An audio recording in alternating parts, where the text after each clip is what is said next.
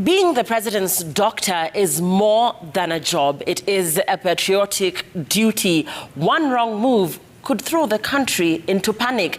Essentially, the health of the president is the health of the nation. And Dr. Dan Gikonyo was former President Mwai Kibaki's personal physician during his 10-year presidency. He had a chat with Lillian Muli here. Let's begin with your fondest memories of former President Mwai Kibaki as his personal physician. President Mwai Kibaki, the third president of this country, I was not just a physician to him. That was a by the way. He was afraid. He was a man I believed in. He's a man I followed his politics. As when he was chairman of the Democratic Party of Kenya, I became a life member. I believed in him, and I worked with other people to see that he became the president of this country. However, when he had the accident, I had the privilege, I would say, of being his physician, and something that I'm proud of, and I learned a lot from him.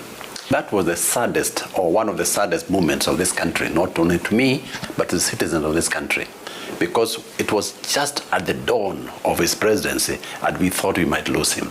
But me and the other physicians, I was not alone, it was a team of doctors, we worked day and night to see that he got back to his health. We traveled to London, he had his surgery, we stayed him day and night for his presidency, and we made sure that he was physically fit to deliver what he wanted to deliver.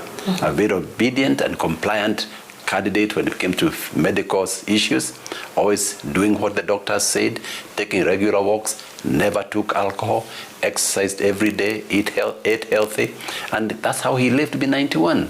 There was no day that he did not exercise.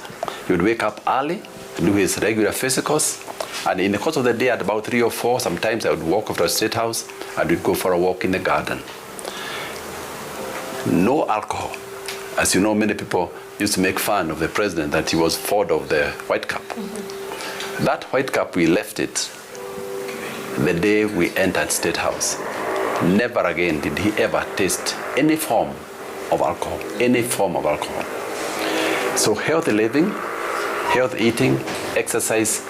Of course, he never smoked, which was good for him. And that's how he was able to live this far. But more important, he was very compliant to any medication that were offered or any medical advice that was given. He was a man of very strong internal discipline. He had no self-interest. He could not name anything to himself. As he said, even if you put my picture or my face on the currency, it does not increase its value vis-a-vis the dollar. It remains the same Kenya shilling. When you ask him to name Thika Road, to Mwai Kibaki Highway, he looks at you and says, ile barabara inaenda wapi? Mr. President, ile barabara inaenda Thika. Basi, Thika Highway. And matters like that. He had no personal aggrandizement that he wanted. You know, I met Mwai Kibaki long before he became president. I and my family were in a very difficult situation when we were just young doctors in 1978.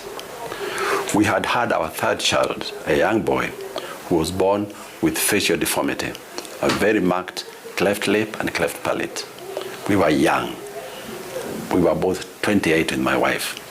Our pediatrician told us this type of deformity can be corrected, but nobody can do it in this country. In fact, those days, facial surgery all over the world was not easy.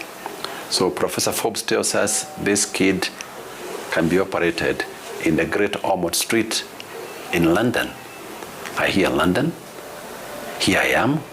I can't even, getting bus fare to Nyeri is a problem. You time to go to London with a child and pay medical fees. A friend of mine at that time, Honorable Mwangi Maathai, who was in some way related to me, told me we can go and talk to Kibaki. And he went and talked to Kibaki, and within one evening, Honorable Kibaki, in 1978, did a fundraising for me that paid 4,000 sterling pounds for our treatment in London. He became part of the family. But more important, I really admired him. I admired his sense of honesty and integrity. I believed in his integrity. I believe that he's the right person we would have had for the presidency. The best moment of my life was when he was sworn in as a president. That was my chat earlier with Dr. Dan Gikonyo, President Mwai Kibaki's personal physician, who also shared that he was a personal friend of the family.